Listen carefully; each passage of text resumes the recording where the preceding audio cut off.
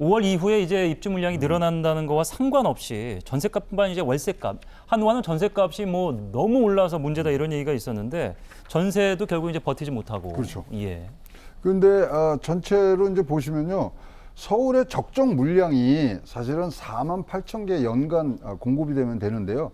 23년도에 보면은 2만 7천에서 3만 정도이기 때문에 사실은 부족을 합니다. 예. 그러면 이제 이게 연장선상을 보면 25년에 올라갈 거냐 그러는데 저는 뭐 지금 물량 공급보다는 사실 금리의 전환이 훨씬 더 지금 중요하고요. 그러다 보니까 사실 지금 제일 중요한 게 뭐냐면 미분양 이게 너무 많이 나오는 거예요. 지금 미분양이 너무나 많이 나오기 때문에 이 평균을 지금 20년 평균을 지금 넘은 지금 6만 5천 개가 지금 나오고 있거든요. 그래서 과연 이렇게 쌓이는 물량들이 앞으로 2024년, 24년, 25년에 어떻게 변화될지가 지금 굉장히 지금 규치가 주목이 되는데요. 네. 어쨌든 간에 지금 고리가 무너진 부분들은 여러분들이 정확히 짚고 가셔야 돼요. 내 집이 안 팔려요. 더 가격이 떨어진다는 그런 기대 때문인지 모르겠습니다만 그 부분부터가 풀리기 시작하면은 이것들이 순선환이 되는 부분들이라서 조금 더 주택 정책을 그런 부분에 좀 맞춰주는 것들이 제일 좋다고 보여집니다. 예. 자, 최근 서울 아파트 매매 대비 전세가 비율 50%가 임박했다. 뭐 이런 기사들도 나오고 있고 사실상 이제 전세를 끼고 사는 갭 투자의 시대도 끝났다라는 얘기도 있죠. 물론 이제 금리의 변동이 없는 상황에서 갭 투자는 사실상 어려운 시점은 맞습니다.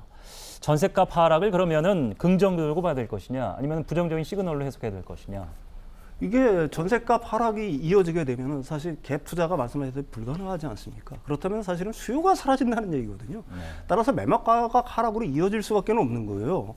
근데 이걸 갖다가 이게 반드시 긍정적인 현상이냐 부정적인 현상이냐를 갖다가 쉽게 논할 수 없는 거는 사실 무주택자 입장에서는 가격이 내리는 게 반갑겠죠.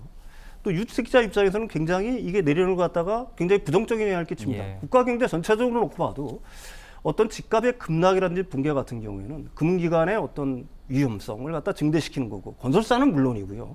사실 한국 경제에 그렇게 썩 좋지 않은 건 분명합니다. 네. 근데 이거에 대한 어떤 대책들이 과연 있느냐 하는 게 이제 사실은 문제겠죠. 근데 제가 생각하기에는 이거에 대한 대책들은 거의 없다라고 봐야 됩니다. 이미 나와야 될 정책들 같은 경우는 이미 다 나왔어요. 따라서 이게 왜 그런데 백약이 무효냐? 말씀하셨다시피 최 원장님 말씀하셨다시피 고금리가 여기에 딱 버티고 있는 겁니다. 이 금리가 높은 상황에서는 누가 뭐라고 해도 사실은 이제 주택시장 같은 경우에는 거대한 그 부채 의존 시장 아닙니까? 누구나 빚을 내서 전세를 들어가고 집을 사고 하는 건데 그 자체가 어려워지기 때문에 이런 어떤 나선형의 어떤 흐름들, 그러니까 추락의 흐름들 갖다가 막을 수 있는 거는 거의 없다라고 보여집니다. 예. 예.